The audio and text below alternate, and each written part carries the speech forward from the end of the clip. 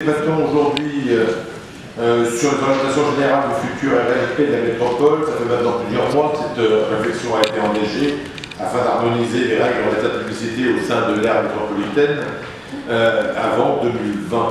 Nous en sommes actuellement dans la phase de concertation publique. Chacun peut apporter sa contribution et notre débat d'aujourd'hui va participer à cette concertation.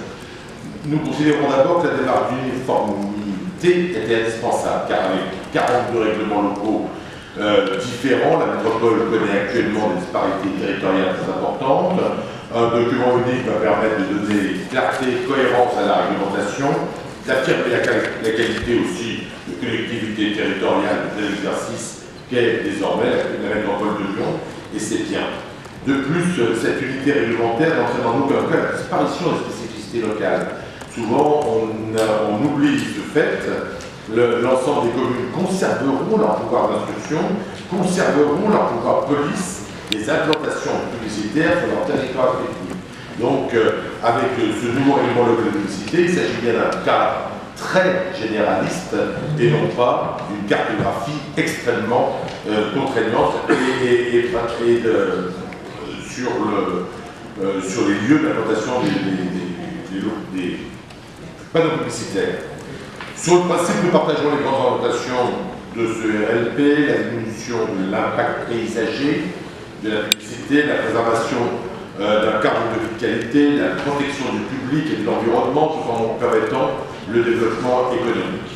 Tout l'enjeu, en fait, il est de trouver le point d'équilibre pour intégrer dans les villes les nouveaux types de publicité urbains, tels que les affichages numériques ou les marquages publicitaires éphémères. Et si on ne peut pas légitimement tourner le dos aux nouvelles technologies, on peut en revanche maîtriser leurs implantations. La publicité sur trottoir est un exemple. On se souvient du décret qui nous était tombé dessus, j'allais dire le 24 décembre 2017, en autorisant l'expérimentation de la publicité sur les trottoirs de Bordeaux, Nantes et Lyon.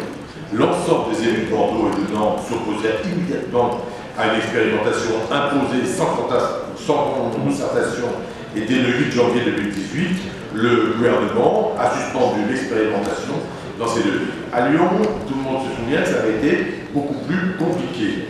Le gouvernement a officiellement mis fin très récemment, le 22 octobre dernier, à cette situation ubuesque, pas arrêté en suspendant à l'intérieur de l'agglomération de Lyon l'expérimentation des marquages sur les trottoirs et des fins publicitaires.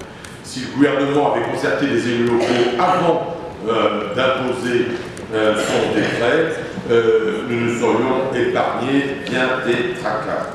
Le RPM métropolitain, tel qu'il commence à se définir, va globalement vers une réduction des espaces publicitaires. Nous avons tendance à penser, chez les élus indépendants, que c'est une bonne chose. Nous devons avoir également à l'esprit que le code de l'environnement est parfois, et même souvent, suffisamment contraignant. Si la collectivité peut durcir les règles du code de l'environnement, la voie d'interdiction systématique n'est pas forcément la plus judicieuse. Quelques exemples. Tout d'abord, le développement de la publicité éphémère sur les échafaudages, de manière localisée, ciblée, pour accélérer et minimiser le coût des ravages en façade, mérite d'être complètement repensé. Le règlement lyonnais actuel autorise la publicité sur ce type de surface, dans la double limite de 25% de la surface de l'immeuble ou de la bâche, sans pouvoir excéder 16 mètres carrés et dans des zones très restreintes de la ville, puisqu'il s'agit essentiellement des bâtiments monuments historiques, de la place Bellecour et de l'île Barbe. Une règle locale plus restrictive que le code de l'environnement, qui lui ne dit pas 25%, mais 50% de la surface, et qui n'a réellement pas grand sens. Afin de promouvoir et valoriser le patrimoine lyonnais remarquable, l'application stricte du code de l'environnement permettrait d'aider plus de propriétaires à accélérer les travaux de ravalement de façade et par conséquent à contribuer à l'embellissement durable d'un plus grand nombre de quartiers de notre ville et de lui donner une nouvelle attractivité touristique aussi. En fait, ce serait un partenariat gagnant-gagnant pour la valorisation de notre ville, à condition que les affichages restent par définition réellement éphémères, en localisation et en durée. Il faut là aussi trouver le juste équilibre. Ensuite, il y a le déploiement de l'affichage numérique.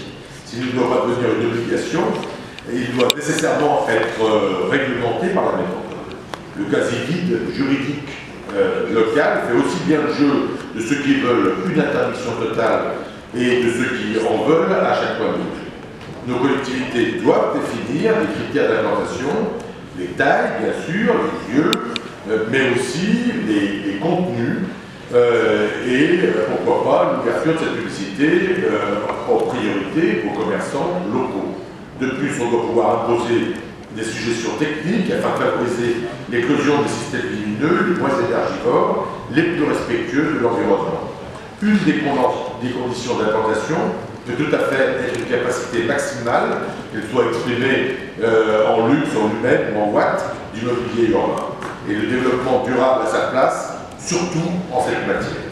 Enfin, troisième piste, c'est de favoriser l'affichage event, hors norme, pour des périodes courtes ou des projets spécifiques de type événements sportifs, événements culturels. Il y a là assurément une piste à approfondir. Faute d'argent public, certaines associations, voire même certaines sociétés, font appel à des partenaires privés et qu'il est nécessaire de valoriser le temps d'un événement. Vous l'aurez compris, monsieur le maire, l'important est de garantir un cadre de vie de qualité pour l'ensemble des Grands Lyonnais. Alors soyons pragmatiques, prenons en compte l'intérêt de la publicité au profit de la collectivité et n'ayons surtout pas peur de défendre un espace public publicitairement apaisé.